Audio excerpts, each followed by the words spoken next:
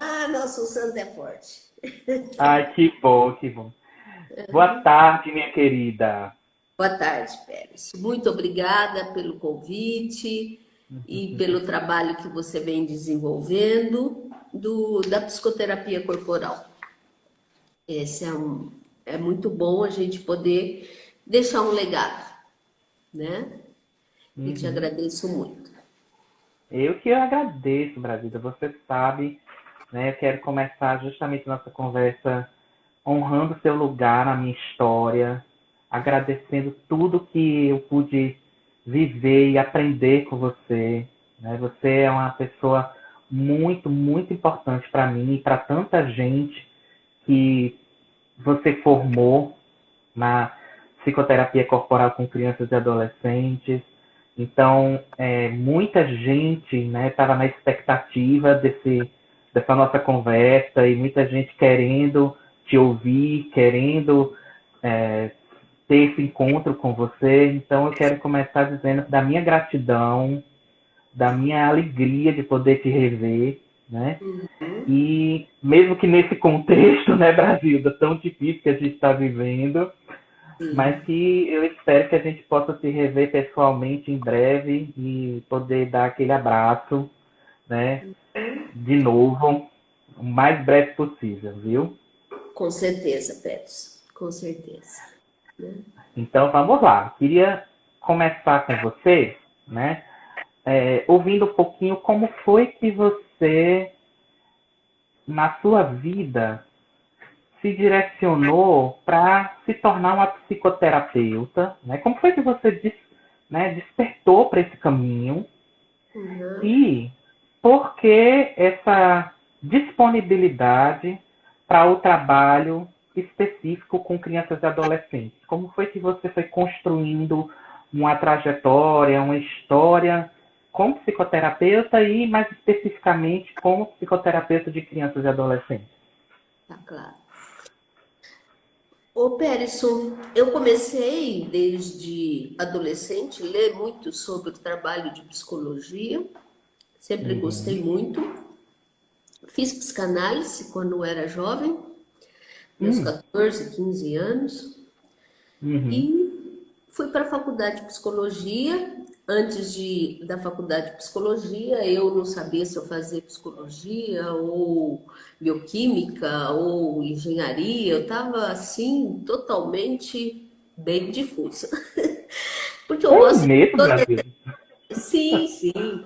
Psicologia foi um desafio, foi muito importante para eu poder aprender a Uhum. falar, aprender a escrever. Foi um trabalho Uhum. muito importante que eu fui desenvolvendo. Encontrei uma psicóloga muito boa que me ajudou a fazer uma orientação vocacional Sim. e fizemos esse trabalho de poder fazer a psicologia. E Uhum. aí, durante a Foi faculdade, mais ou menos que período, Brasil? Foi anos 70, 80, não, não, foi 72. 72.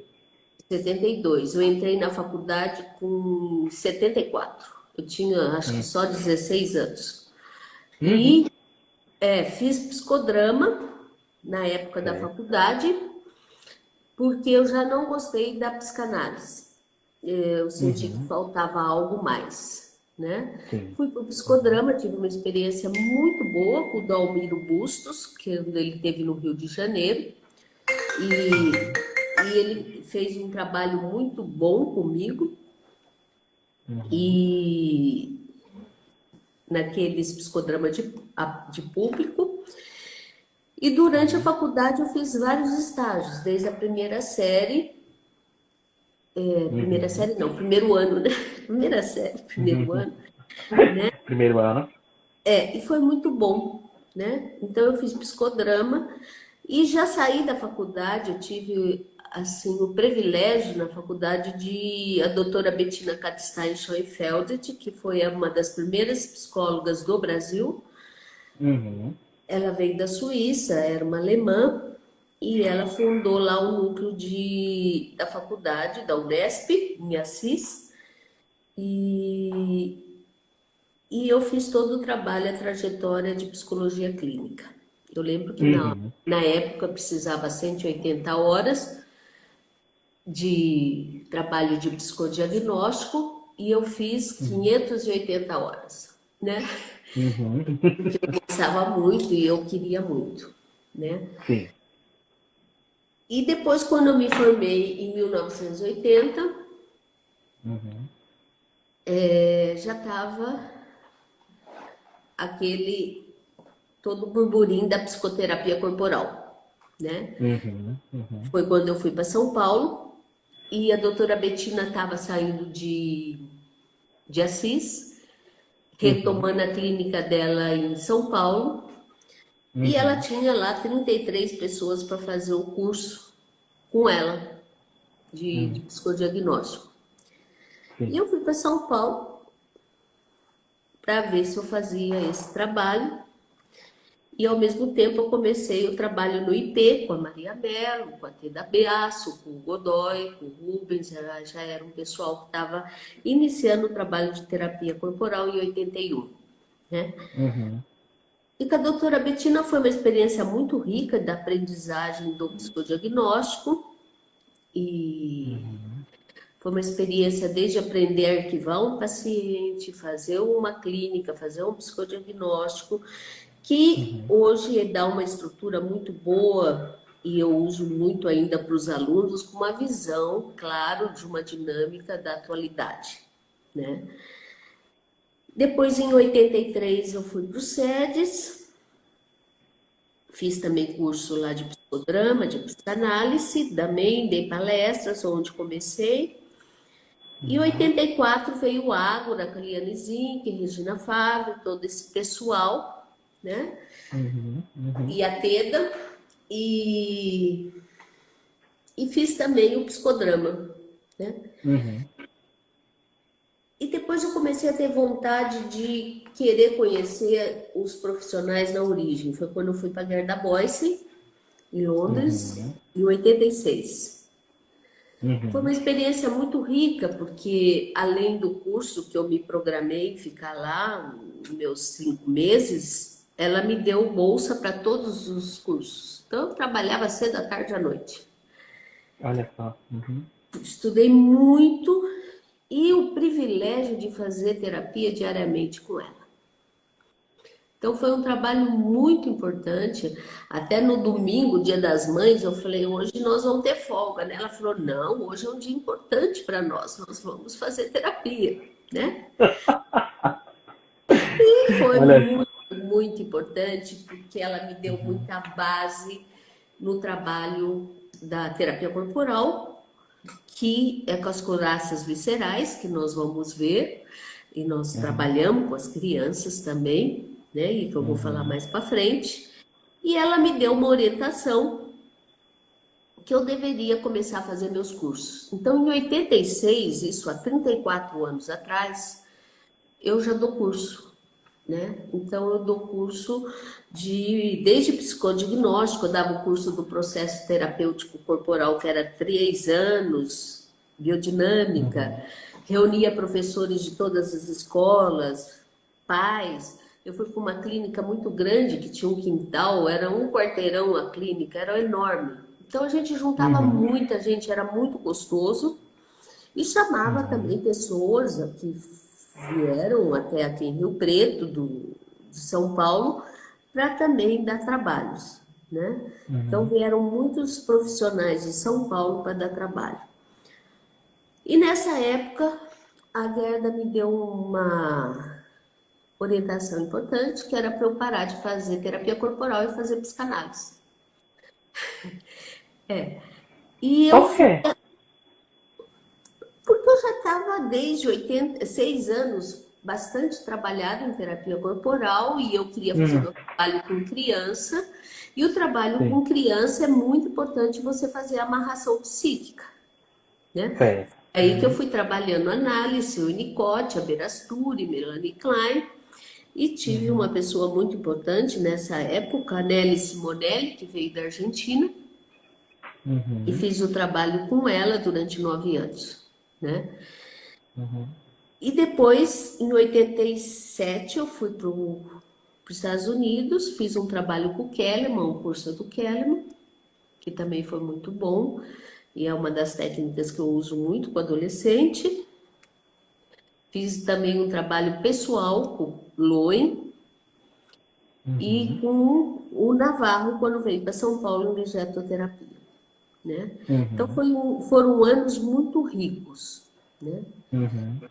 E aí também eu fiz, em 89, um trabalho de Rolf, com o Pedro Prado, que estava num trabalho de ascensão também, foi muito importante para me dar uma estrutura corporal. E logo em seguida, a Liane trouxe para Salvador a bioenergética e fiz o curso também da bioenergética, onde nós fizemos todo esse pessoal aí presente, o Jaime e todas essas pessoas aí da minha geração. Eu acho que nós já somos a segunda geração, né? Eu acho que você é a terceira, né? Então, no Brasil, nós somos a segunda e eu tinha muito interesse para o exterior, conhecer essas pessoas. E foi um ano muito rico da bioenergética, que eu conheci a Marta Bellinho, o Lan Carlino, a Mara Herman. Foram trabalhos, assim, fundamentais, né, de aprofundamento, de autoconhecimento. E depois, em 91, eu fui para o Boadella. E no Boadella foi um trabalho também muito rico que eu fiz com ele. Eu já estava fazendo biossíntese também em São Paulo, com a turma da Liane. E eu estava entre tirar o CBT ou não, eu já tinha a carga horária e todas as coisas. E aí eu resolvi que eu queria fazer, eu estava escrevendo um livro, o Brincando com o Corpo. E foi quando eu fiz uma pesquisa e eu fundei o Núcleo de Nutrição Haitianos. Foi aí que eu montei uma equipe com mais de 7 psicólogas e foi um trabalho muito gostoso, muito importante, aonde nós atendíamos muito, eu dava supervisão, assim, das 6 da manhã às 10. Trabalhávamos 20 horas por dia, era uma loucura de trabalho, né? Mas foi um trabalho muito bom, voltaria e faria tudo de novo. E onde eu precisei sistematizar todo esse trabalho foi quando eu bolei aí com o pessoal o computador, um programa de computador para a clínica, né? Sim, o Brink, né? Ainda não era o Brink, não, ainda não era. Foi só para a clínica.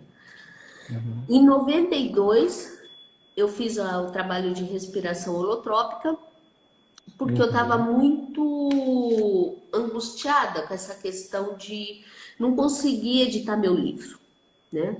Já fazia uns 3 anos eu não conseguia, porque o Brasil ainda estava na Idade Média, né? Porque a gente não pode fazer trabalho de terapia e pesquisa. Ou era terapia ou era pesquisa. Isso me frustrou muito dentro das editoras, foi muito difícil. E foi quando eu comecei o trabalho com a doutora Beatriz Lefebvre em neuroanatomia da cognição na USP. Ela foi uma das primeiras psicólogas em trabalhar com a neuropsicologia e fui trabalhar lá no consultório dela também, quando eu ia para São Paulo. E aí que nós fomos trabalhando e eu comecei a juntar todos esses cursos que eu dava de 86 até 91 e fiz um curso só, que foi o curso intensivo de psicoterapia corporal com crianças e adolescentes. Nesse curso, a Nelly Simonelli me ajudou durante 3 anos a estruturar esse curso e nós íamos de vários estados do Brasil. Começamos por Natal, com a Alzenira, que você já falou dela. Sim. Salvador, Rio, depois Porto Velho, Curitiba, Goiânia, Brasília, Goiás. Era um final de semana por mês trabalhando em cada estado, né? E foi muito rica essa experiência de conhecer a dinâmica de cada lugar, de cada estado, né? E com esse trabalho foi aonde eu tive vontade de realmente sistematizar com uma pós-graduação, Uhum. onde eu fiz em Prudente, na UnoEste. Lá tem uma coordenadora da faculdade, a Lúcia Ferri, uma pessoa maravilhosa, muito honesta, e ela Uhum. me ajudou a publicar o livro, né? Uhum. Foi a partir daí que eu consegui publicar o livro, que ficou engavetado aí uns 4, 5 anos. Olha só, Brasil, eu não sabia. É. E hoje, nós, graças a Deus, estamos na quarta edição do livro, né, do Uhum. Brincando com o Corpo. E aí eu fiz na tese o Brincando na Escola, porque Uhum. eu queria atingir mais crianças, a não ser só a clínica. Então foi muito importante, porque é um trabalho onde a professora Uhum. vai desenvolver essas aulas, onde a criança vai ter a descarga vegetativa. Sim. Esses 2 livros eu já traduzi também e tem sido muito aceito no exterior, o Pérez. Nós temos tido Uhum. pedido de vários lugares e tem sido muito bom. E em 2007 eu fiz o software do Brinque, né, que Sim. seria o programa que capacita o psicólogo a organizar a clínica. E isso foi muito importante também. Quando eu dou supervisão, a gente acompanhar os casos, tem sido muito bom. Por incrível que pareça, esse software sai mais no exterior do que aqui no Brasil. Eu tenho a impressão que os brasileiros têm um pouquinho de preguiça de escrever.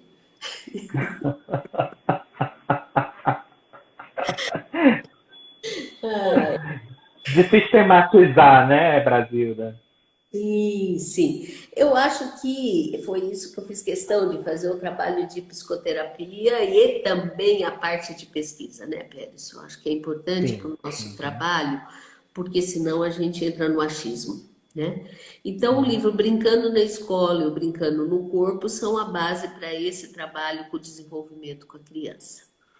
E fazia uns 8 anos que eu estava tentando fazer um brinquedo, que é o brinque de jolinho. Uhum. Tá? Esse brinquedo foi dos anos 80 e as 2 fábricas que fizeram faliram, porque Uhum. é muito gasto para você fazer por uma coisa. Mas eu consegui fazer de uma forma mais econômica e fazendo umas parcerias e foi muito bom, né? Tanto Uhum. o software quanto o Brinque Tijolinho eu tenho parceiros, né? Uhum. E o brinque tijolinho é muito importante para a época de hoje. Eu recebi ontem um vídeo lindo sobre o brinque tijolinho de um pessoal que fez, que compraram em Campinas, e ajuda a criança a se reunir com a família, a construir nesse momento de tanto não sei o que vai acontecer, não, de tanta fragmentação, né? Uhum. E comecei depois, tá bom assim? O que eu Tá tô falando? ótimo, Brasília. Fica à vontade, tá ótimo. Em 2005, comecei a fazer meu trabalho no exterior, minhas palestras, né? Uhum. E a primeira foi em Boston, o resgate da energia do brincar, né? Essa palestra tem alguns colegas aí que pegaram essa ideia e estão desenvolvendo, não sei por quê, mas tudo bem, vamos ver. Depois eu fui para Lisboa. Depois, em Braga, tem na Faculdade do Minho, Centro de Estudos Infantis, eu fiz o Brincar como Transformador da Energia, né? Essas Uhum. palestras, o Pérez, eu acho que é muito importante a gente ver que tem um movimento social político. O Uhum. resgate de brincar ainda tinha um brinquedo. O Uhum. brincar como transformador da energia, a gente precisava de uma intervenção. O brincar, depois eu fui para Paris, em Sorbonne, e lá eu dei o brincar é um ato de amor. Quer dizer, para a gente entrar nessa relação com a criança, a gente precisa ter essa relação de amor e de entrega e entrar nesse mundo mágico. Depois eu fui outras vezes para Lisboa. Em São Paulo teve também aquele congresso internacional muito bom, que foi, eu dei o brinquedo como psicodiagnóstico e a intervenção. Você vê que aí está mais focalizado, a gente vai focalizando o brinquedo, né? Uhum, uhum, Depois eu fui para Istambul, foi um ano muito importante. A faculdade de Istambul é uma coisa maravilhosa que tem. E lá, uma das coordenadoras era da faculdade de Londres. E, para minha grande surpresa, ela falou que a minha pesquisa era a única pesquisa que existia no mundo do brinquedo com o desenvolvimento da personalidade, né? Eu uhum, fiquei uhum, muito feliz, porque eu não sabia dessa característica do meu trabalho. uhum, E depois eu fui associando o brinquedo com a mãe e a criança. Foi nessa época eu já tinha fundado o workshop de brinquedos, né? Que em 91, né, no curso intensivo, e fui fazendo aí nas vivências pelo mundo. Fui para Houston, né? E Houston também foi uma experiência muito boa em termos de reconhecimento do trabalho, em termos da. Porque eles têm todo um trabalho, além de cognitivo, mas também neurológico. E foi muito importante porque foi outra descoberta também, porque eu vi que eu falo que o tambor é para trabalhar as questões da gestação. E vai uhum, trabalhar, e eles falam que o trabalho do tambor é do mesencéfalo, é da gestação. Então, muitas coisas que eu falo do brincar nas fases do desenvolvimento da criança, eles falam nas fases do desenvolvimento neurológico, né? Então, depois eu fui várias vezes para os Estados Unidos, fui para Louisville, para Fênix e Recife. Em Natal eu dei o trabalho Medo do Brincar. Aí as uhum, crianças já estavam paralisando, já estavam saindo da brincadeira. Você vê que é diferente do resgate do brincar, né? E, e no Canadá eu tive dois encontros muito bons. Foi com o Peter Gray, que ele fala do déficit do brincar. As crianças não têm déficit de atenção, elas têm déficit de brincar. E o Peter Gray leu o meu trabalho uma noite, o livro, e no outro dia nós discutimos. E eu gostei muito porque ele gostou dos meus números, né? Coisas que os brasileiros não gostam. E ele gostou dos números do 90% uhum, esquizoide, né? uhum, 90% tal brinquedo, 100%. Isso porque ele também, na pesquisa dele, ele deu 90% de crianças que não brincavam. E o uhum, trabalho dele foi introduzir a brincadeira em praça pública. Depois uhum, dele e do Roger Hart, que é o coordenador da faculdade também de Nova York. uhum, Canadá foi um trabalho maravilhoso, porque no congresso não participa só psicólogo ou pedagogo. Quem abre o congresso são os políticos, o Ministério da Educação, o Ministério da Cultura, o Ministério Quer dizer, eles têm todo um aparato para poder fazer esse trabalho, né? E graças a Deus eu tenho conseguido fazer esse trabalho às custas do meu próprio trabalho, né? Dos pais e das crianças que confiam em mim e eu posso fazer esse uhum, investimento tão alto e tão importante que eu gosto de fazer, né? uhum, E, enfim, esse trabalho que eu tenho desenvolvido em vários lugares, né? E tendo aberto todo esse trabalho, essa trajetória. uhum, uhum. Tem mais alguma coisa daí que você quer perguntar? Quando você dentro dessa trajetória toda, você desde o começo foi trabalhando com a questão da criança e do adolescente? Porque você trouxe uma trajetória primeiro no psicodiagnóstico, que passou pelo psicodrama, né? Como é que foi que as crianças e adolescentes foram se tornando esse olhar, né, diretamente para você? Essa sua preocupação. Uhum. Eu acredito que a gente está nesse astral, por isso que eles vieram. Quando eu comecei a Uhum. trabalhar, já tinha 5 crianças me esperando, né? Depois Uhum. teve uma época que vieram os avós. Eles falaram, Uhum. nossa, você cuidou tão bem da minha netinha, eu quero que você cuide de mim. Não é Uhum. muito diferente, porque você vai trabalhar, o que é diferente é o fechamento da vida, né? Você vai trabalhando as reparações que foram feitas na vida e os projetos, uma outra orientação vocacional, né? Nós temos várias Uhum. orientações vocacionais na vida, e esse é um ponto muito importante, né?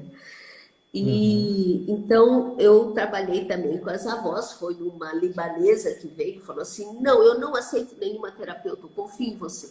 Aqui em Rio Preto tem muito libanês, né?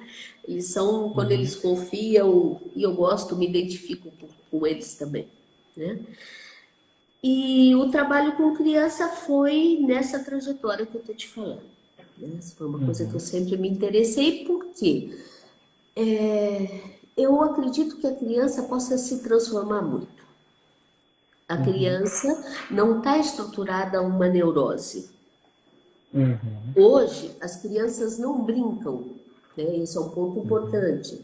As crianças não agarram, elas passam o dedinho Uhum. só. Elas não têm esse Uhum. impulso de agarrar, né? Eu vejo Uhum. as mamadeiras são muito grandes, elas não conseguem pegar. Então, as mamadeiras têm que ser menor para elas pegarem. Então, esse Uhum. agarrar vem das mínimas coisas que a criança não é desenvolvida. E nós estamos nessa patologia muito séria dessa estagnação da energia e que as crianças estão muito cansadas. Elas estão Uhum. estressadas, elas estão com muita dificuldade de lidar com as frustrações, não Uhum. só as crianças, como os adultos também, né? E a gente Uhum. vê uma aceleração do pensamento. E isso é um ponto muito importante, porque com essa dificuldade de lidar com a frustração, nós temos no desenvolvimento da criança as fases esquizoide, oral, psicopata, histérico. São 4 fases do desenvolvimento da criança. Hoje nós temos recebido na clínica esses traços de esquizoide, que para quem não for terapeuta, são cisões da personalidade, são fraturas, é como se a parede tivesse rachado e a criança sente uma coisa e faz outra, pensa uma coisa e faz outra. Isso é muito importante porque as crianças estão trazendo e os adolescentes essas cisões. Você veja bem, em 88 nós tínhamos, não, 91, 54% crianças esquizoides. Em 94 foi para 80. Faz associação com o sistema social político. E em Uhum. 90 fomos para 90. Em 2013 fomos para 90. Então 54, 80, 90 e hoje 98. Nós estamos num momento do mundo de muita fragmentação social, muita Uhum. fragmentação de tudo, né? A gente não sabe o que vai ser amanhã. Nós perdemos todo esse processo de segurança, né? Dessa zona Uhum. de conforto que a gente tinha. E hoje na clínica, eu gostaria de falar um pouco, acho que caberia Uhum. aqui falar um pouco também, Erison, as crianças que estão vindo com déficit no desenvolvimento. Sim, sim. Do sono, da alimentação, do motor, da sociabilidade e cognitivo. Em todas as áreas do desenvolvimento. Eu tenho atendido crianças com 1 ano e meio, 2 anos, 2 anos e meio, e que não conseguem andar, falar, ou crianças um pouquinho mais velhas com déficit no desenvolvimento. E são crianças que estão muito imobilizadas pela estagnação de energia. E elas estão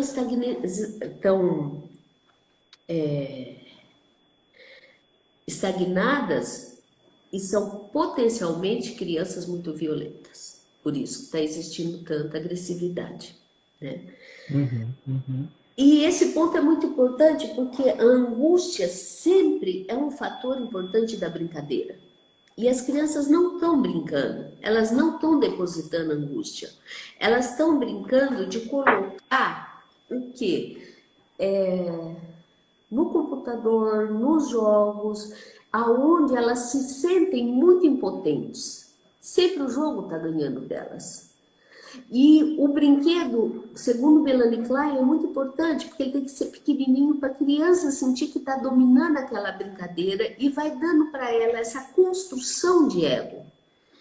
Sim. E a nossa tarefa nesse momento é ver que a brincadeira da criança deve e tem que ser criativa. E hoje em dia as brincadeiras acabam sendo muito repetitivas e muito obsessivas. Porque elas não estão lidando com o vazio interno, nem elas e nem os adultos, né? Foi aí que eu comecei a trabalhar o desenvolvimento da minha pesquisa, que a criança representa a criança corporal e ela não está aprisionada por essas defesas de caráter. A criança, a gente associa a criança às fases do desenvolvimento da personalidade. Esse é um ponto importante porque muita gente confunde as brincadeiras com o caráter. E a criança não tem musculatura para isso. A criança ainda, se a gente está tratando de esquizo, elas têm uma couraça visceral, não muscular. Então, nós estabelecemos a relação do brinquedo com o desenvolvimento da personalidade. Esse é um ponto importante, porque a Beirastur já fazia esse trabalho, só que aí eu fui sistematizando quais brinquedos, foram 95 brinquedos, associando com o tipo de personalidade e a evolução. Isso para quê? A gente tem um papel de maior intervenção, ser mais rápido e preciso no trabalho com a criança. E o objetivo central da terapia com a criança é a rematrização da identidade. O que é? Onde a criança tem esses bloqueios, nós vamos refazer na matriz de identidade essas fases do desenvolvimento. No meu livro em inglês, quando eu traduzi a segunda edição, eu consegui uma pessoa da sociedade de, como que fala? De literatura, lá de tradutor, e foi onde eu cunhei esse termo, rematrização de identidade. Matrix, Rinal e Daikindi. E esse é um ponto muito importante, porque hoje eu vejo que você tem que ajudar a criança a transitar nesses estágios psíquicos.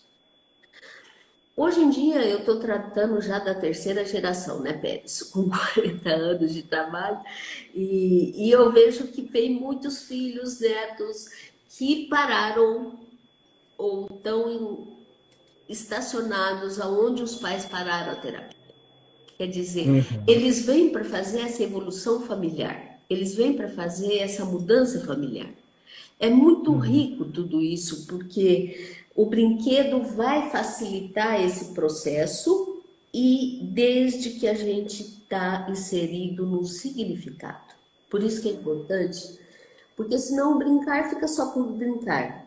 E o terapeuta tem que trazer o brincar no sentido do simbolismo e do significado para aquela história. E hoje, nessa revisão do livro Brincando na Escola, não, Brincando com o Corpo. Brincando com o Corpo. Foi uma coisa muito importante que eu descobri, porque eu refiz todos os dados e vi que o brinquedo, por si só, é saúde. Ele não mudou nenhuma porcentagem.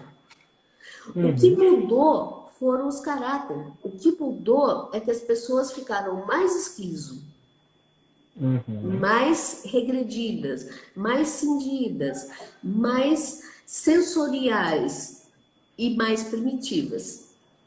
E isso Uhum. a gente vê que o brincar já tem o seu próprio ground. Ele traz atenção, carga, descarga e relaxamento. Então, o que eu trabalho nos cursos, trabalho na minha clínica, que o brincar é uma terapia que duas pessoas brincam junto, né? Eu estava dando um dia desse um trabalho com uma criança e ela estava dormindo, já tinha dormido 3 horas, né? E o pai falou, nossa, eu não consigo a mãe acordá-lo para ir para fazer a sessão.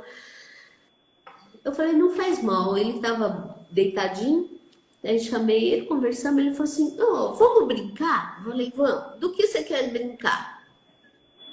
Eu quero brincar de dormir.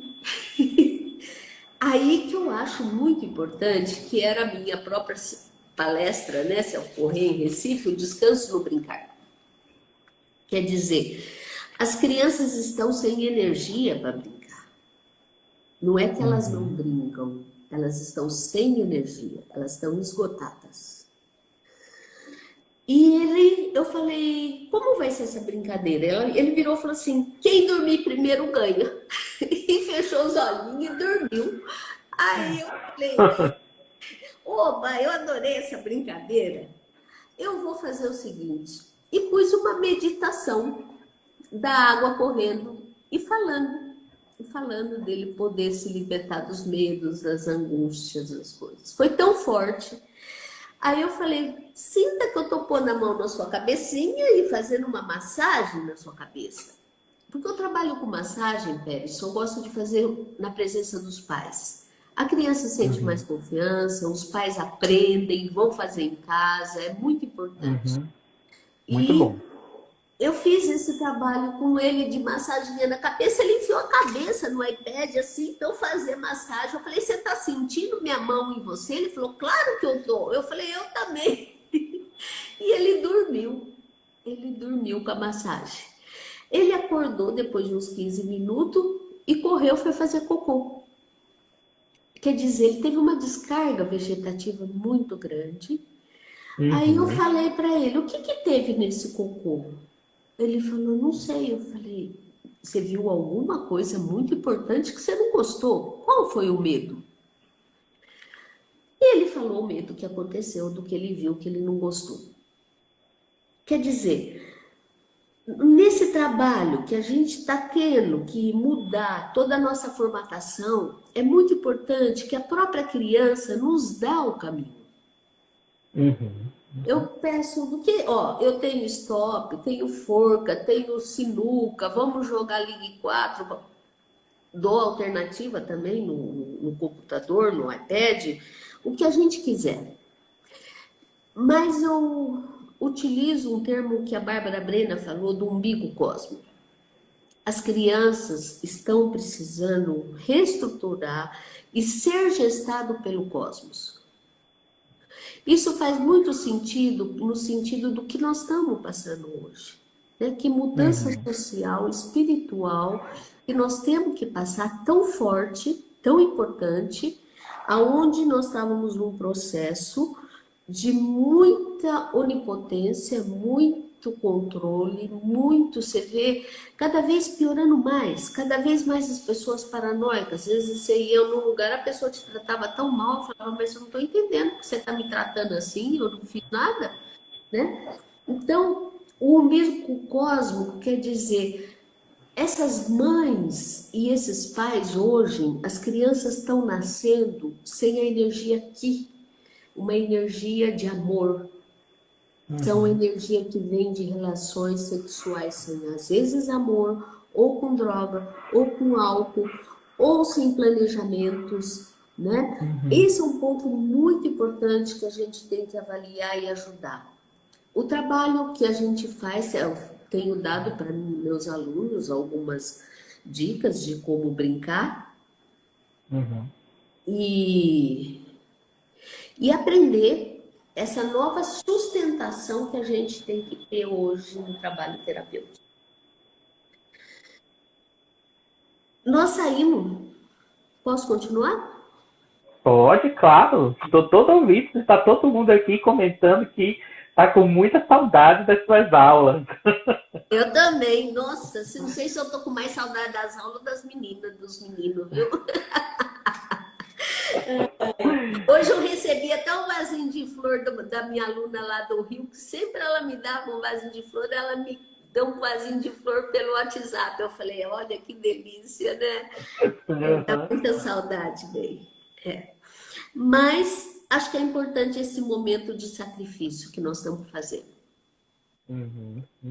Porque o mundo estava num momento onde os pais, as crianças, não têm frustração. Não tinham frustrações, já estão tendo, né? E eles não estavam lidando com medo. E saindo dessa zona de conforto, nós temos que lidar com medo, com as angústias, com as inseguranças, enfim, com os conteúdos que existem dentro da gente. Seja eles quais forem. Eu estava com um menino numa depressão grande, ele estava fazendo só um joguinho no computador. Eu fui ver o joguinho, aprender com ele e ver. O conteúdo do jogo é maravilhoso. São robôs que tinham sentimentos. E nós conseguimos descobrir os sentimentos dele através do robô. É muito importante a nossa flexibilidade hoje como terapeuta. E o nosso sacrifício também como terapeuta, porque ser terapeuta também é um lugar sagrado. É um lugar onde todas as pessoas colocam a intimidade delas. E esse corte social foi muito importante, eu vejo, para as pessoas lidarem com a castração.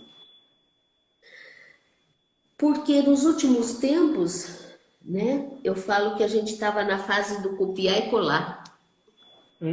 Isso estava me irritando muito. E na fase do Dr. Google. Porque se eu desse um diagnóstico para os pais, eles questionavam o Dr. Google. Eu achava, assim, coisas de total falta de respeito, né? Sim. E, inclusive, tiveram algumas terapias que eu precisei interromper porque eles não seguiram o procedimento que eu estava falando, que a criança estava com tipos de problemas neurológicos que só a terapia não resolve. Então, esse processo social, a gente está vendo que o que está acontecendo hoje? As pessoas estão em contato com a frustração, com a castração, com os medos. E é muito importante porque as famílias onde tem estruturas mais perversas estão aparecendo. Sim. Onde se tem briga, tanto faz, está vindo. E, ao mesmo tempo, a gente vê que as pessoas estavam num lugar, eu acho que os adolescentes mudaram muito nos últimos 10 anos. Nós tínhamos adolescentes que eram muito agitados, iam para lá, para cá, para lá, para cá, para lá. Não, nós estamos desses adolescentes que tanto faz. Quer fazer isso? Sim. Ou Uma apatia, né, Brasília? muito grande, ou se fingir de morto. Às vezes eles falam claramente, estou me fingindo de morto. E isso a gente pode ver que esse processo do sistema familiar veio com a falta da função paterna. Aonde se misturou e foi se desorganizando a função materna com a paterna. Onde muitos pais se tornaram mães, isso não tem nada a ver, acho que é importante, tem que é importante, mas a castração, a ordem, a disciplina não existe. E com a pandemia, foi uma das coisas muito importantes que eu tenho trabalhado. Uma das crianças minha falou um dia desse para a mãe, não, agora é hora de eu estudar, é à tarde. A Brasilda falou para eu estudar à tarde, na hora da escola. Quer dizer, eles estão precisando dessa organização, Porque os adolescentes não estão suportando ler. Eles não estão suportando ler porque tem que se frustrar. Isso. Aonde eles estão ausentes do próprio corpo. Né? Por que eles Verdade. estão ausentes? Né? Verdade, Brasil. E esse é um ponto, como nós não temos a castração, nós não temos a separação mãe-criança. Então a criança não lida com o vazio. A interdição paterna serve para lidar com o vazio. A interdição paterna vai dar musculatura para a criança, vai dar coragem. É o pai que dá coragem, que dá coluna, que te manda para a vida. Esse é um ponto muito importante. E as crianças estão seriamente prejudicadas no desejo. Elas não têm desejo. É onde vem a depressão mais forte. Quer dizer, o tanto faz ou me fingir de morto, são todas situações aonde eles não se agarram nas situações. Pela situação ou pelas relações incestuosas e simbiotizadas com a família, com a mãe. Né? E isso a gente vai percebendo uma inquietude muito grande nas crianças, no sentido que essa inquietude tem a ver com a falta do lugar da criança na família. Sim. Isso foi muito confundido com déficit de atenção. Isso foi muito confundido com a hiperatividade. Né? São classificações que vêm e que eu acho que atrás disso tudo tem todo um processo de depressão muito sério. E como para a gente terapeuta tá difícil hoje em dia, porque você vai trabalhar diante de uma garantia narcísica que o paciente traz. Ele sabe tudo. Ele sabe o que você está falando, mas ele não sabe. Então você vê muitos jovens, principalmente nessa faixa de 30 anos, 40, que eles já sabem a verdade e trazem um discurso ininterrupto. Né? Quer dizer, não tem um breque. Eu não te ouço, você não fala comigo, não tem essa troca. Ele fala sozinho. Né? Há pouco tempo eu falei para uma mãe, se você sabe que eu vou falar, então não vou te dar o diagnóstico, pode ir embora. Né? Então, não, eu já te paguei, agora você tem que falar. Eu falei, não, eu te devolvo o dinheiro, mas eu não quero falar para você que não vai ouvir. É muito importante a gente dar esses sinais de realidade. É muito importante. E hoje, nós, graças a Deus, com esse processo de interrupção social, as famílias estão mudando. Eu vejo que todos nós perdemos alguns pacientes pela dificuldade de trabalhar na tela ou pela dificuldade de ter um movimento interno para mudar. E eu sinto que quem manteve a terapia está mudando muito, mas muito. Por quê? Nós estamos saindo do esquizo, para eu falar com você, eu tenho que ter foco. Foco. O esquizo não tem foco. Ele não tem carga. E nós temos que trabalhar a carga. E esse é um ponto muito importante, porque hoje eu vejo que a gente está podendo trazer com as crianças e com as famílias uma proximidade que eles estão conhecendo os filhos. As crianças estão sentindo o cheiro da comida dentro de casa. Né? As crianças estão ajudando a arrumar a cama, as crianças estão ajudando a limpar a casa, as crianças estão ajudando. Eu tenho trabalhado muito com essas questões. Estou dando horário, a gente programa horários onde eles possam andar, onde eles podem andar de bicicleta. E tem uma coisa que eles estão amando, que é pescar. Né? E por quê? O pescar eles se acalmam. E qual é o objetivo da pescaria dentro do trabalho, lá na pesquisa? É um momento de transformação. É um momento de sair do útero para ir para a vida. Né? E nós estamos nesse movimento social que é muito importante de sair para ver, Uhum. né? Sim. E isso eu vejo que as crianças precisam muito de quanto é necessário e eles estão saindo com os pais ou com a mãe, indo pescar, voltando. E uma coisa muito importante que a gente tem que ver é que o terapeuta tem que ter uma linha diagnóstica. Esse que é o ponto principal que eu acho importante eu passar. Essa linha diagnóstico vai trazer para a gente, e um diagnóstico eu demoro um tempo para fazer, porque Uhum. eu tenho que entrar no circuito familiar, na energia da família, é muito importante isso. Você vê que desde a Segunda Guerra Mundial, em 1943, foi escrito o primeiro artigo sobre depressão na criança e Uhum. o autismo. Hoje a Uhum. gente pode considerar que estamos na Terceira Guerra Mundial. E quantas crianças estão nascendo com o diagnóstico de autismo? Isso. Será que é só autismo? Quantas crianças eu tive há 15 anos atrás que a gente considerava autista e hoje não são autistas? O que a neurociência tem trabalhado é a musculatura flácida que essas crianças estão nascendo. Hum. As crianças não têm uma musculatura de tônus. Eu já tive crianças com problemas na separação que elas perderam a musculatura do visual. Quer dizer, você vai. Pode falar, tô ouvindo.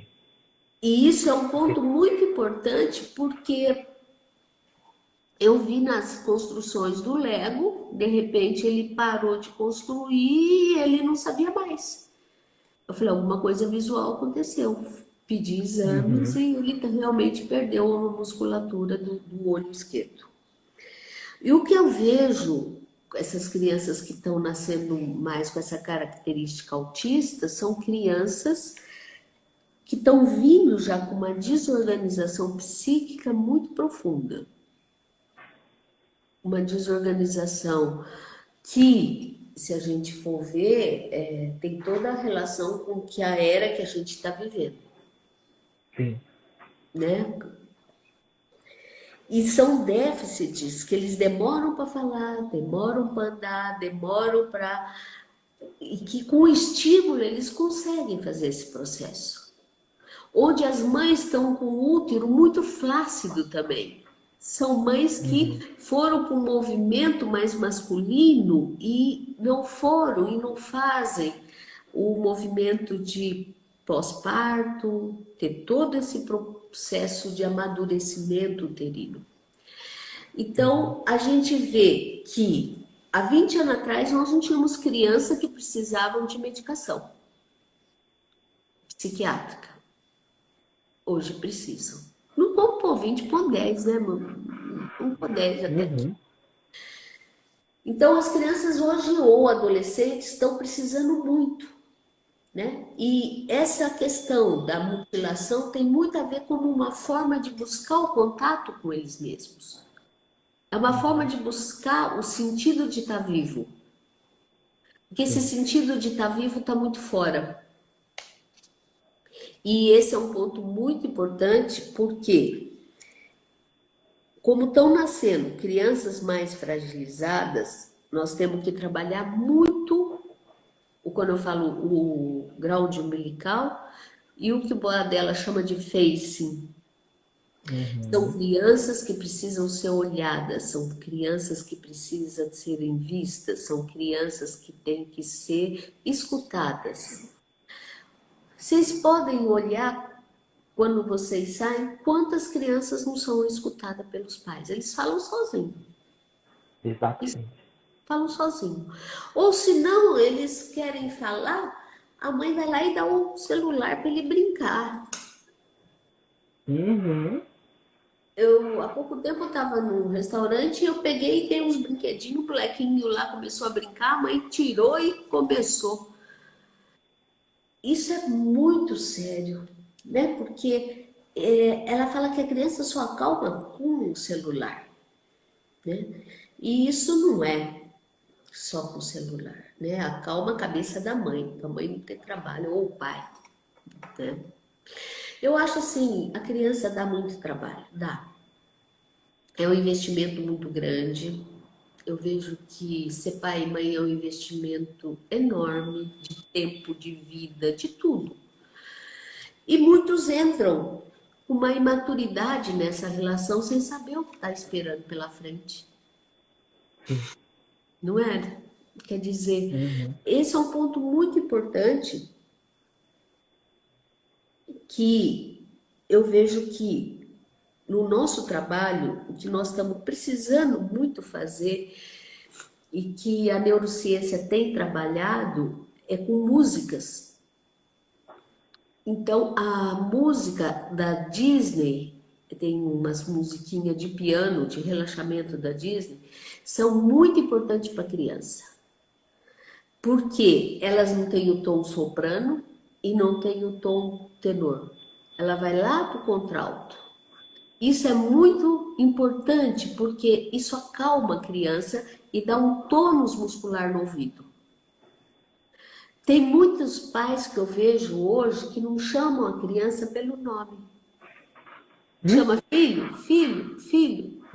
E o filho tem nome, né? Quer dizer, isso vai ajudando a criança no processo de mielinização.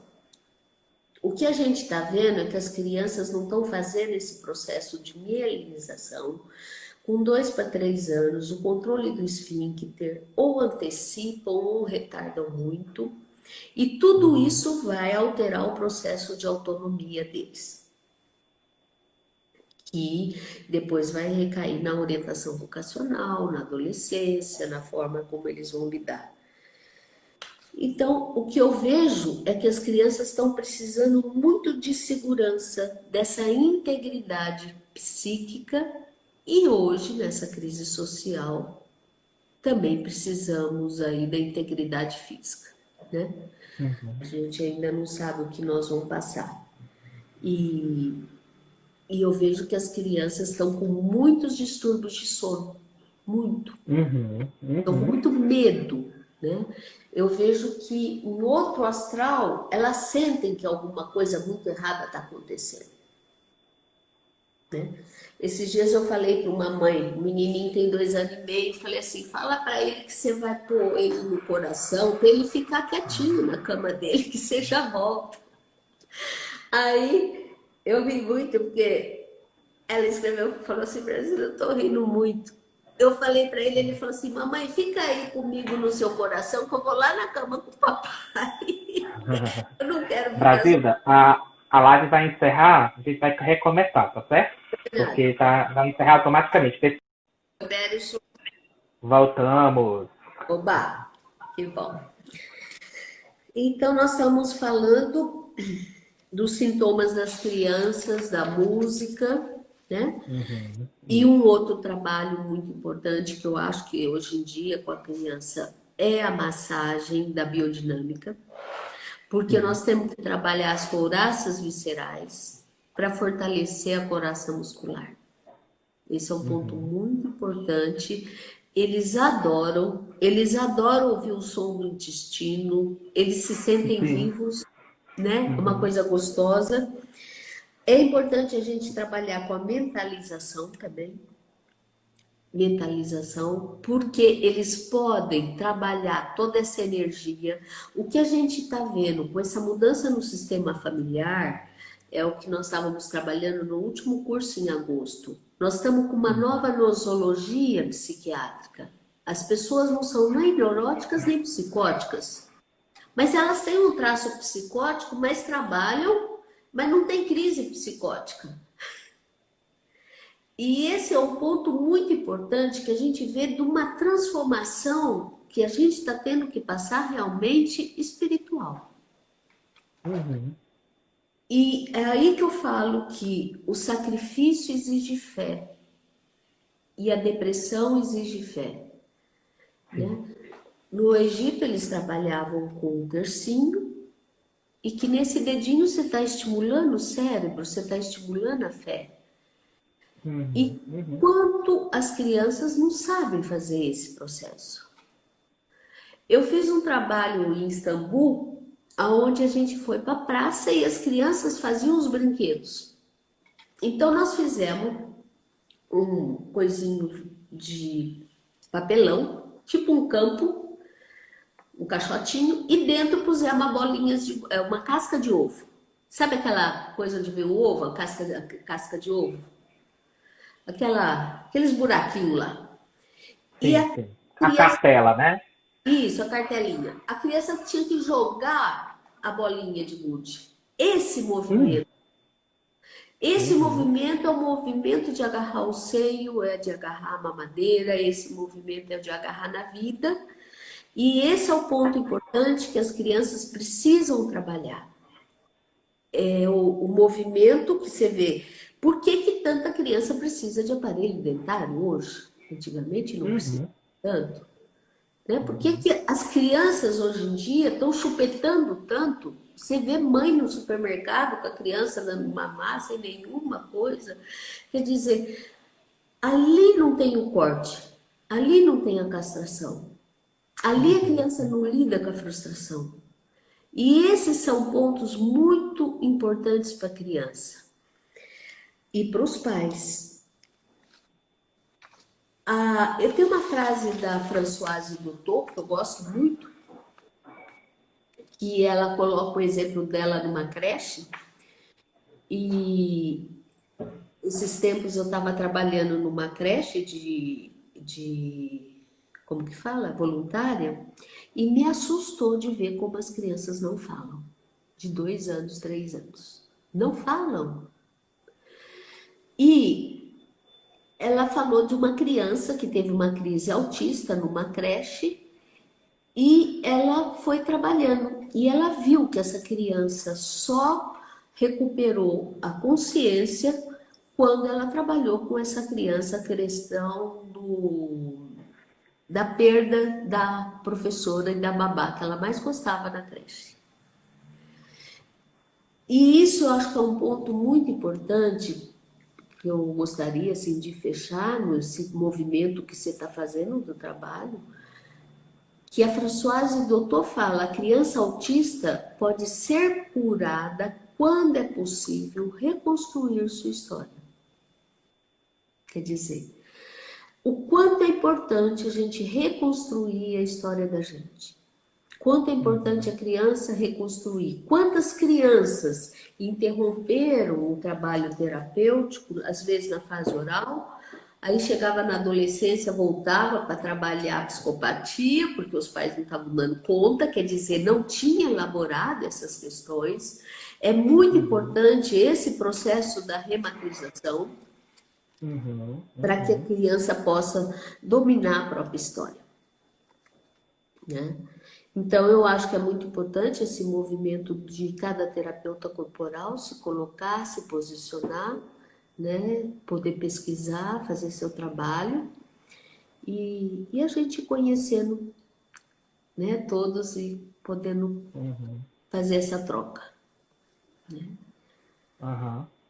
Brasilda, você tem atendido nesse momento da pandemia, você tem atendido crianças online? Você tem feito esse tipo de trabalho? Claro, claro. Como é que tem sido sua experiência? É o que eu falei agora há pouco, tem sido muito boa.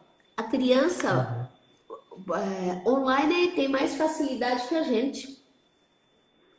Elas vivem online.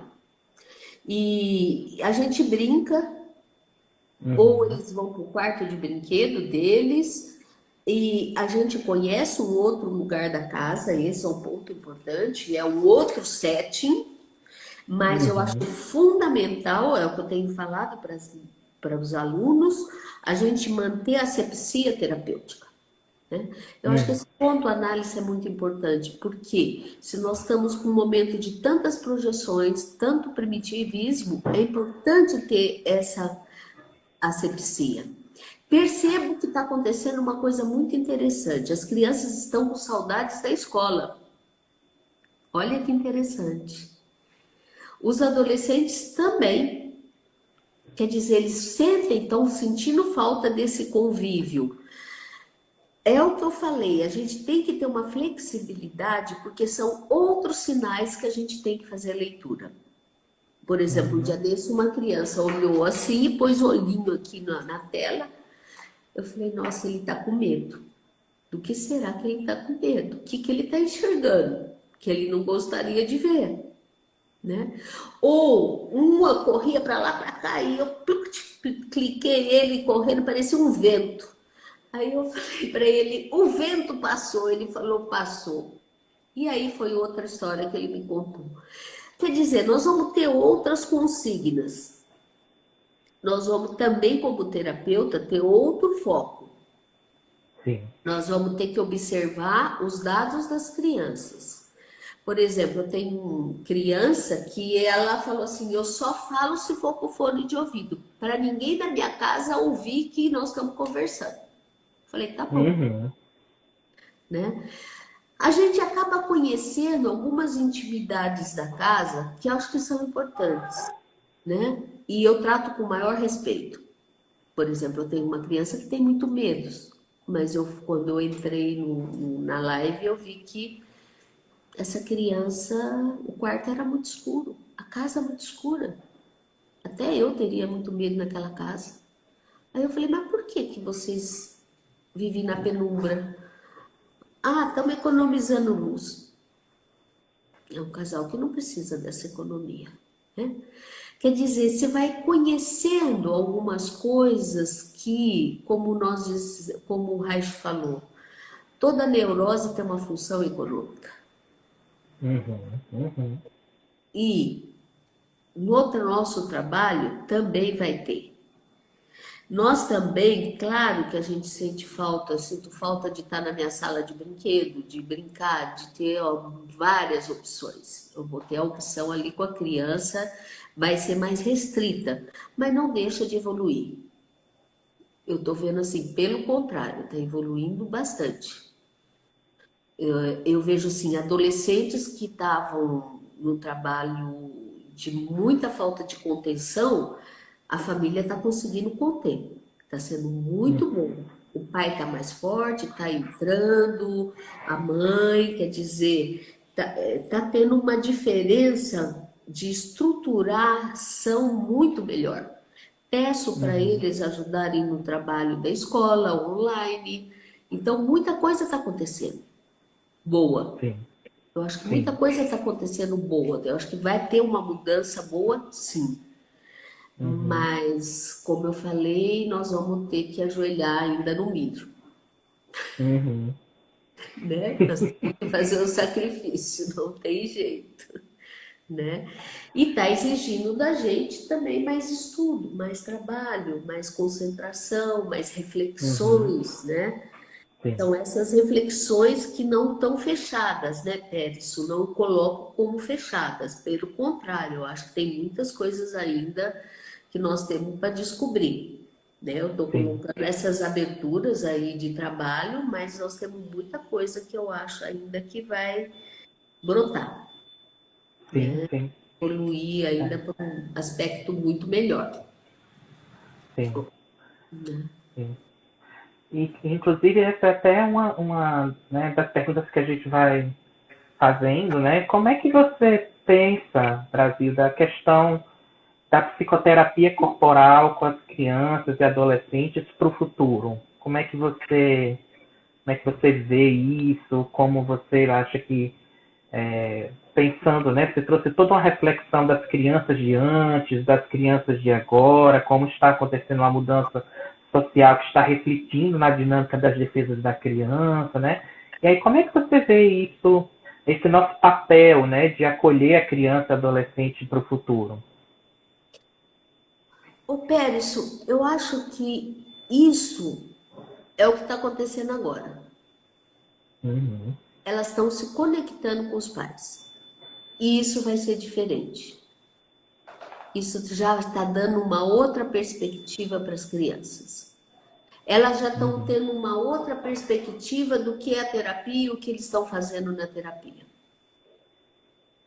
Então, eu vejo assim, em termos de futuro, nós temos, e isso é muito importante, em qualquer lugar do mundo nós temos o ludo, o dominó, o peão, são brinquedos clássicos, a Sim. dama, né? Então, Uhum. o que é mais importante, você pega o Uno. O Uno é um brinquedo que o significado dele é universal. Ele tem no Sim. mundo inteiro. E o Uno que É. é o único brinquedo que faz a curva gástrica.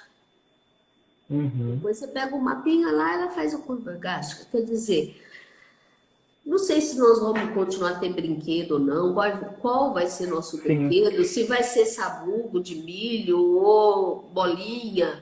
Você entendeu? Tem muitas coisas ainda para acontecer. Por isso que eu falo assim, a pescaria está sendo um brinquedo hoje, Uhum. né? É porque quando eu vou falar, né, da questão das aulas que eu dou de ludoterapia, muitas pessoas perguntam, ué, mas você acha que realmente as crianças ainda se interessam por brinquedo? Essas crianças que são tão tecnológicas, tão eletrônicas, né? E assim, uma coisa que eu aprendi muito com você, Brasilda, é acreditar nos brinquedos. Acreditar nos brinquedos, acreditar na energia, no potencial conectivo, emocional dos brinquedos, né? Porque quando a gente é impressionante que mesmo essas crianças tão tecnológicas, num primeiro momento, às vezes elas, como você trouxe, elas ficam sem energia para brincar, mas à medida em que a gente vai estabelecendo uma relação com elas, elas descobrem e brincam, independente de tempo, de idade, né, de classe social, elas estão disponíveis para estabelecer um contato com os brinquedos, né? Pois é, isso que você está falando, eu acho que é um ponto muito importante, que é o que eu estava falando do facing e não completei. Quando a criança tem esse facing com a mãe, ela tem o desejo. E o brincar, segundo o Winnicott, nós sabemos que é uma extensão dessa relação.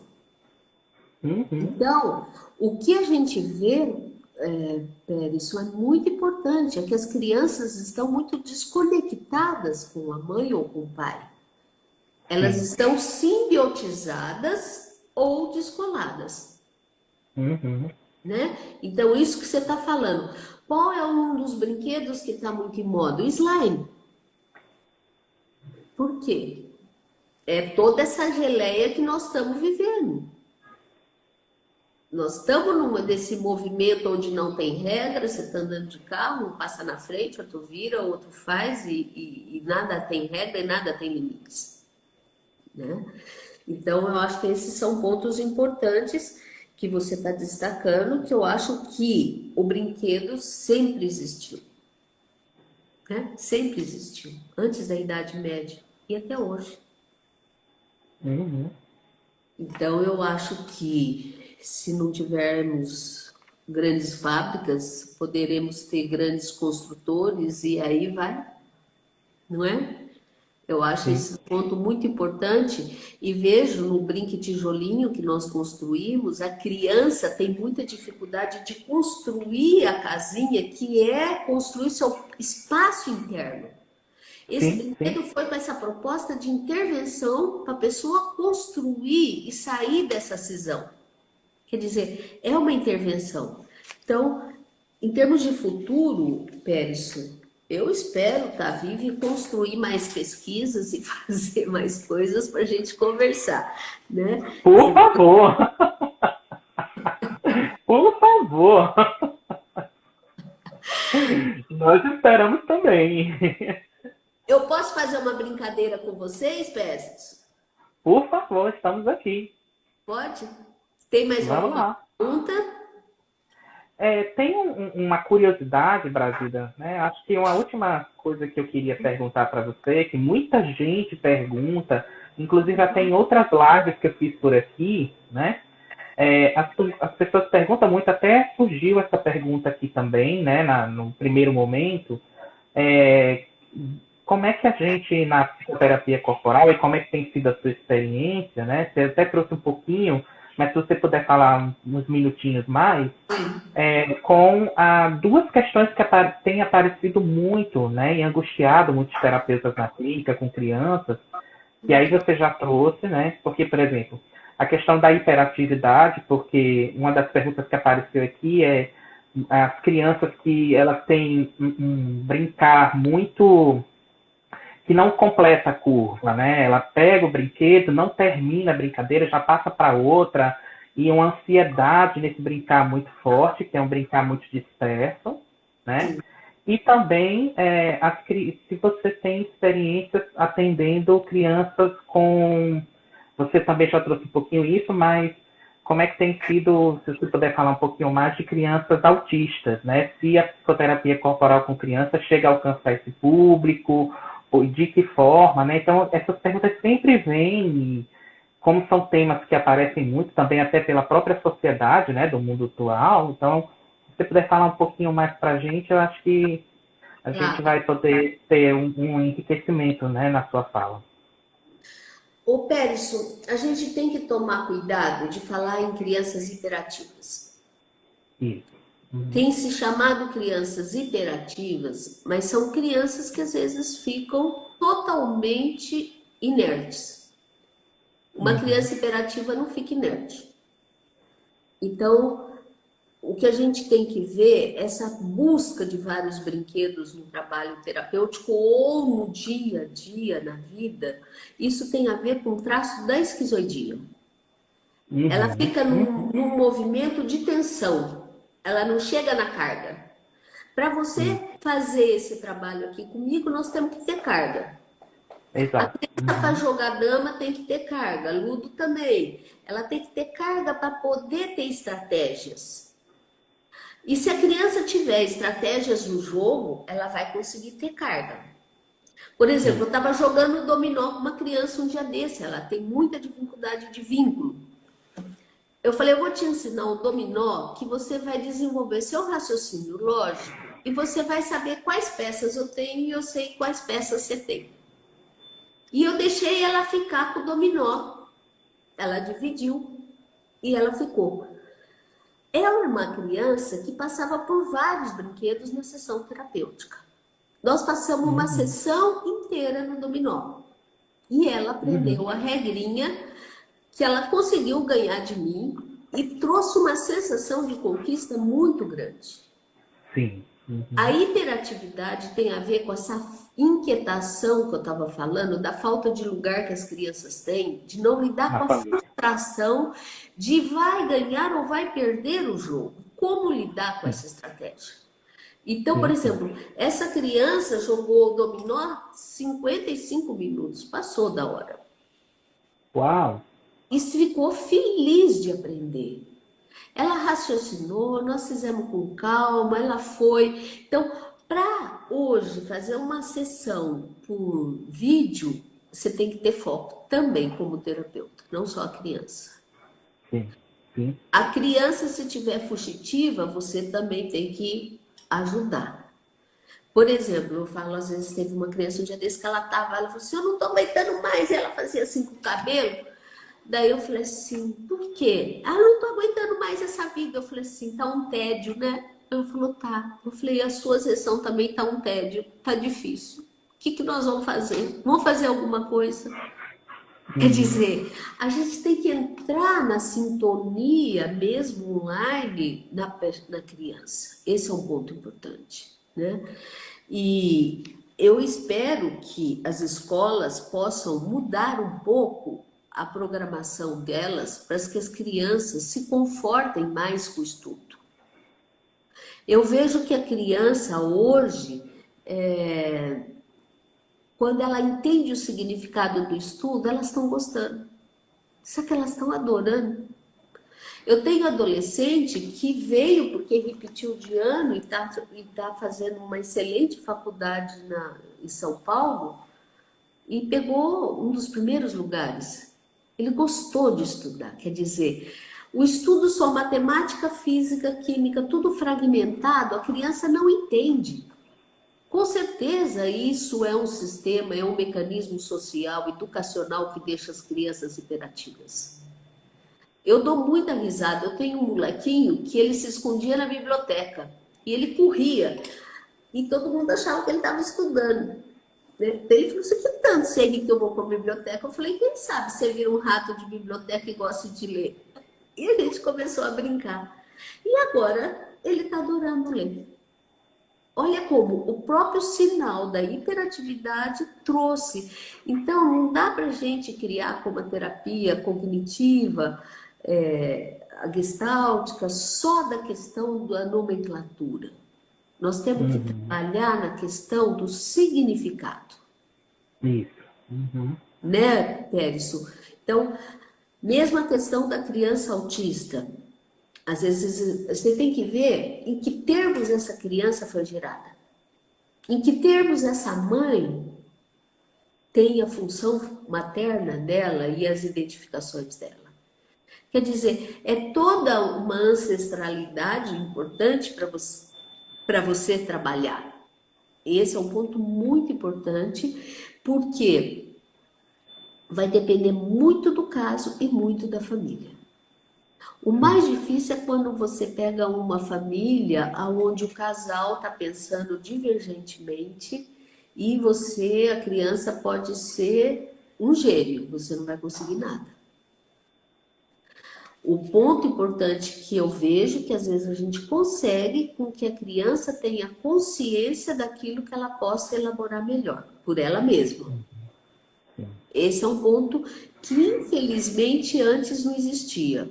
Hoje em dia a gente às vezes tem que trabalhar nessas condições da criança poder criar a própria consciência do trabalho terapêutico e responsabilidade com ela. Agora, depende aí, quando você fala do autismo,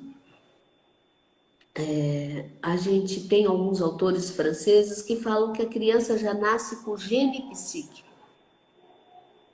E você vê que quando eu tive um bebê que quando eu coloquei na cama de massagem, ela olhou para mim com uma cara de desconfiada, que eu falei, meu Deus, com 1 mês de idade, não é possível. Então, são sinais que a criança já traz uma memória celular e que são coisas que não podemos falar que vamos ter sucesso com todos os autistas, nem sucesso em todo o processo psíquico, terapêutico. Mas nós podemos falar que nós temos limites. Não são todas pessoas que conseguem uma evolução, ou temos pacientes que mantemos o trabalho terapêutico para eles estarem vivos só. Né? Não dá para a gente se iludir que vamos reconstruir, reparar o mundo. É impossível, impossível, né? Mas eu vejo que a gente, quando entende o significado daquele mutismo seletivo da criança, ou do autismo, ou do não ouvir, ou não olhar, ela começa a dar sinais. Eu tenho uma criança de 1 ano e meio que agora que ela começou a andar legal. E ela começou a olhar, começou a brincar de esconde-esconde comigo. Um dia desse, no começo da sessão, eu dei um quebra-cabeça de imã, ela não deu bola, no final da sessão ela estava fazendo quebra-cabeça. Então, eu acho assim, toda criança ou todo ser humano, até o idoso, precisa de estímulo para se fazer novas neoplasias. Né? Então, esse é um ponto muito importante a nível neurológico, psíquico, que a gente precisa de muito estímulo para poder, né? Então, é impossível a gente falar até onde vai chegar com uma criança ou com um adolescente. Às vezes eles superam o que a gente pensa ou não, né? Por isso que eu dou muita importância, Pérez, no diagnóstico. Porque ali te dá uma trajetória para o resto do seu trabalho. Né? Verdade. Muito bem. E qual é a brincadeira, Brasília, que você ia propor para a gente? Tá respondido, Pérez? Tá respondido, bem? Tá? Respondido. Então, tá bom. Vamos fazer um exercício com a criança de vocês? Vamos lá. Então vamos. Vamos lá, pessoal. Quem estiver assistindo, acompanha aí com a gente. Todo mundo que estiver assistindo, vamos entrar em contato com o nosso brinquedo. A criança faz o seu brinquedo viver. Esse é um ponto importante. Fecha os olhos.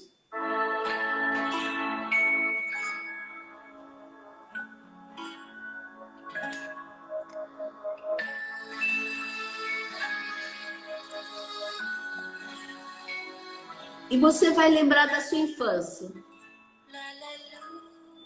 Oh, my little sky sweeper, I'll sweep the stardust for you. Imagine a sua criança e você vai pegar o seu brinquedinho que você gosta muito.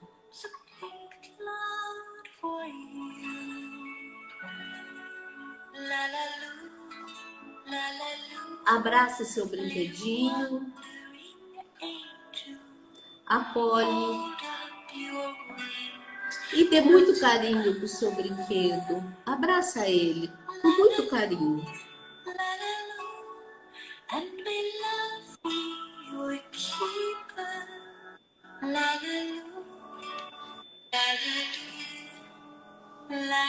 Sinta esse momento de muita segurança e amor entre você e seu brinquedo.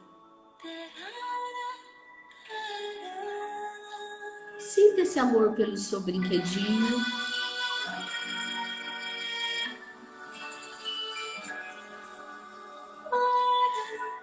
E descansa seu coração. Aquieta-se. Deleite sua alma no seu brinquedo. Close your eyes.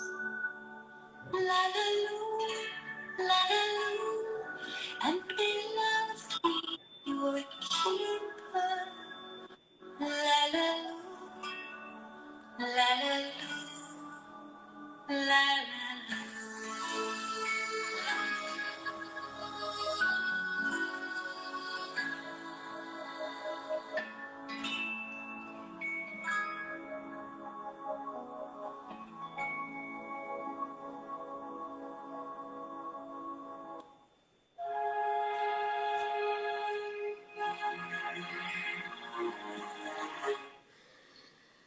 E devagarzinho, você pode ir voltando, acolhendo o seu brinquedo no coração, deixando ele quietinho com você. No Spotify, podes dizer que músicas gostas mesmo.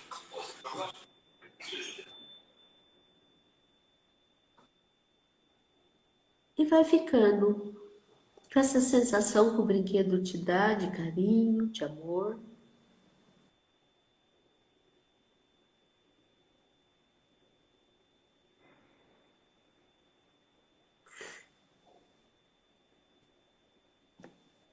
E você pode agora ter certeza que você tem seu brinquedinho, que você pode relaxar nele. E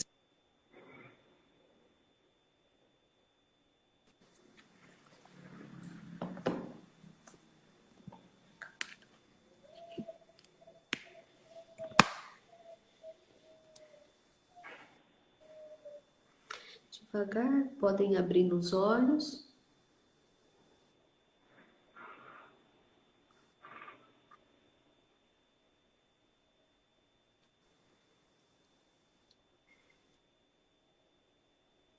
E levem seus brinquedos com vocês. E brinquem. Brinquem, flexibilizam. E vamos ser felizes. Tá bom? Agradeço. Nem preciso pedir para você dar uma última mensagem, porque foi a maneira mais maravilhosa da gente poder se despedir, viu, Brasil? Foi essa. Que é a forma da gente poder, enquanto terapeutas, que são uma coisa assim, uma das coisas mais, até me emociona assim, Foi uma das coisas mais bonitas que eu vivi com você, Brasilda. Foi você ter cuidado da minha criança interior, né? E você cuidou com muito amor, muito amor. Então, assim, eu tenho muita, muita gratidão por você ter olhado para minha criança, por você ter cuidado da minha criança. Eu me lembro muito dos nossos workshops de brinquedos. E eu me lembro da sua presença delicada e amorosa, sempre do meu lado quando a minha criança precisava. Então, Brasilda, eu tenho muita gratidão por você. E terminar essa nossa conversa, né? Conversando com o meu brinquedo e levando esse brinquedo comigo, me deixa muito emocionado e me deixa mais uma vez com muito amor que eu tenho por ti. Muito, muito obrigado pela generosidade. Muito obrigado por você ter compartilhado esse momento tão especial com a gente, viu? Muito obrigado. Eu que agradeço vocês, Périsso, amigos, alunos, as crianças especial, os pais, né? Acho que esse momento tão rico, né, da gente poder estar junto, né? Dividir um momento de muita angústia, muita dor, e nada como um pouco de conforto, aconchego, que a gente possa ter segurança, né? Esse é o ponto mais importante. Cada um com o seu TED, com o seu ursinho, com o seu brinquedinho, né, querido? Sim, sim. E todos, muito obrigada pela presença, viu? Nossa, Brasilda, você está recebendo muitas mensagens, né, de amor, de gratidão, né? Muitas pessoas assim dizendo que foi maravilhoso poder estar com você aqui durante essa tarde, né? E Obrigada. que muita gente, inclusive que já teve contato com você, dizendo que está precisando reciclar contigo de novo. Né? Muita gente perguntando quando é que vai ter cursos. Então, pessoal, assim, quem tiver interesse no trabalho da Brasilda tem um site muito bacana, certo? Né, onde vocês podem consultar toda a agenda de cursos, inclusive tem informações sobre os livros dela, sobre os materiais que ela citou, né? Então, o site Brasilda é Clínica Brasilda Rocha ou brasildarrocha.com.br, né, Brasilda? brasildarrocha.com.br. O pessoal tem pedido muitos livros, sabe, Périsso? Porque em maio ia acontecer um curso, nós suspendemos, acho que o de agosto também está muito próximo, não vai dar.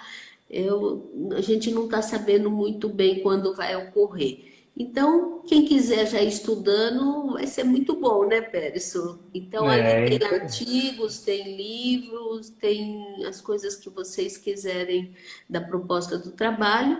E acho que a principal questão é deixar a gente aprender com as crianças. Esse é o lado melhor que a gente tem, né? Eles nos ensinam muito, tá bom? É isso aí. Um beijo. Obrigada. Muito obrigado por tudo. E para vocês também. E aí eu espero que depois dessa turbulência a gente possa se ver e eu poder te dar esse abraço pessoalmente o mais breve possível, viu? Igualmente. Fica com Deus, viu? Todos Tchau, querida. em paz. Tchau, querido. Tchau, tchau. Ai, é isso, gente. Então, muito obrigado, pessoal, por vocês terem acompanhado a gente aqui nessa live, tá bom? Então, eu quero que vocês possam levar esse brinquedo, essa experiência com a criança. Eu ainda estou processando dentro de mim, né? Brasilda é uma pessoa muito importante na minha história, na minha vida, então, né, poder levar ela e esse encontro no meu coração e poder dividir isso com vocês também tem sido muito bom. Eu acho que é uma boa forma da gente poder fechar essa semana, tá? Um bom final de semana para todo mundo, em contato com as nossas crianças. Recebam meu abraço bem forte, tá? E a gente aguarda vocês na semana que vem com as novas lives, tá? Então acompanhem a gente. Essas lives vão ficar aqui disponíveis no Instagram. E amanhã, no mais tardar, elas devem estar já editada no YouTube para vocês assistirem no meu canal, tá bom? Que aí vocês podem ver, rever quantas vezes vocês quiserem, tá bom? Um abraço e até breve. Tchau, tchau.